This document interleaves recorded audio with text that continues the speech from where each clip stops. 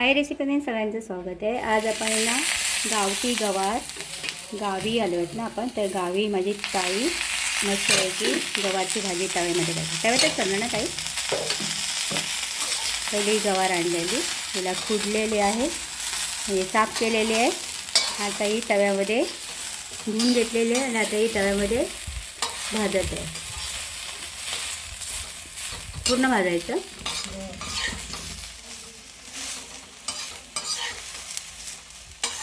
साठी थोडंसं ह्याच्यामध्ये तेल टाकायचं। गवार इकडे भाजत आलेली आहे आणि या गवारला फोडणीसाठी बघा काय काय लागणार आहे। कढीपत्ता आहे, कांदे आहेत 2, टमॅटो 2 घेतलेले आहेत आणि लसूण लागणार आहे आणि आपला लाल गरम मसाला लागणार आहे।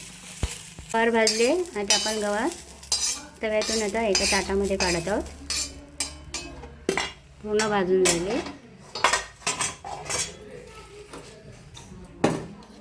आता प्रथम तव्यामध्ये आपण तेल टाकणार, 2 चमचे तेल। तेल गरम झाले आणि त्यामध्ये आपण कांदा टाकू।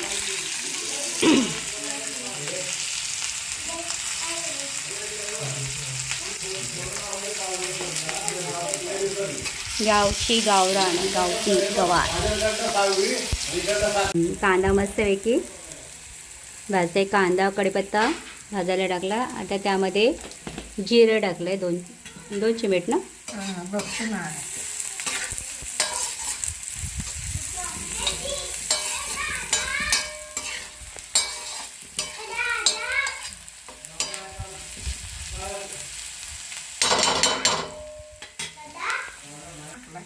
लसूण टाकलं त्यामध्ये, बघा कांदा टाकला, त्यानंतर लसूण टाकला, त्यानंतर जिरं टाकलं, कढीपत्ता टाकलाय। कांदा पूर्ण भाजून व्हायला पाहिजे मस्तपैकी, तेव्हा गवार करून छान होते। आता याच्यामध्ये आता टोमॅटो टाकला।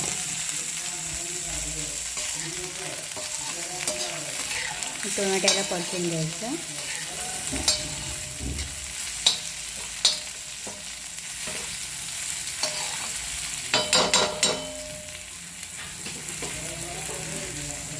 त्यानंतर थोडं झाकून ठेवायचं।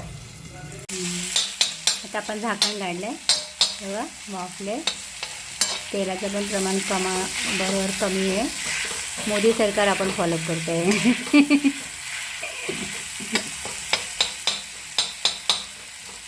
सगळं भाजून मस्त पैकी निघतं।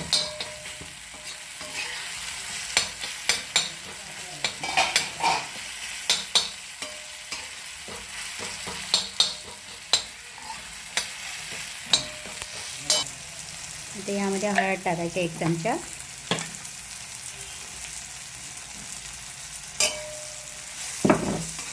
हळदला आपण मिक्स होईपर्यंत, मॅच होईपर्यंत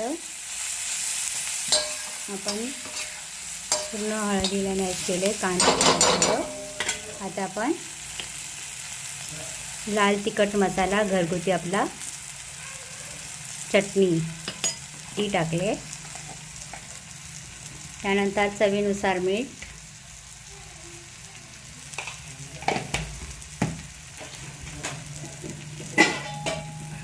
त्यानंतर कोथिंबीर कट करून ठेवले। हे सर्व मिक्स करायचं।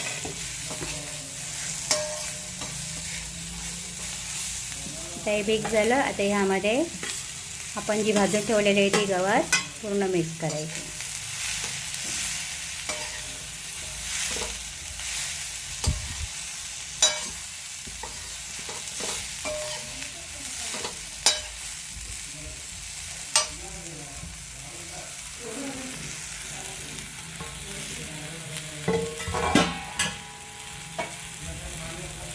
ह्यात आता थोडं पाणी टाकायचं।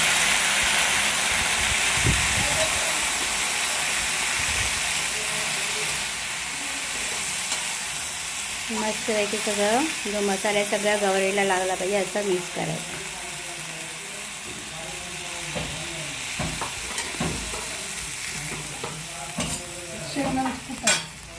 आता त्यामध्ये आपला शेंगदाण्याचा कूट टाकायचा.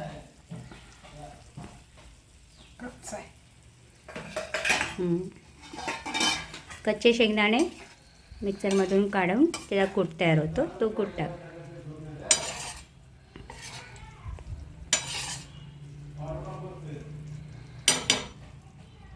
त्यावर झाकण ठेवायचं. आता वाफू द्यायचे. कर ओपन. पाणी आटलं का? आटलं आहे परत त्याला.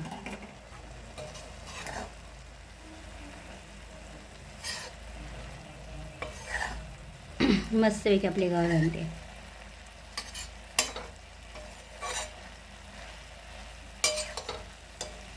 शिजले? झाक त्यावर वाफेवर शिजवायचे. झाली का बघूया आपण गवार. मस्त आहे की आपले गवार झाले. इकडे हां छान. बाकी छान झाले ना, मस्त आपली गवार. एक गावरान पद्धतीची गवार झाली. आवडली असेल तर लाईक करा, सबस्क्राईब करा आणि तुम्ही पण अशा पद्धतीने करून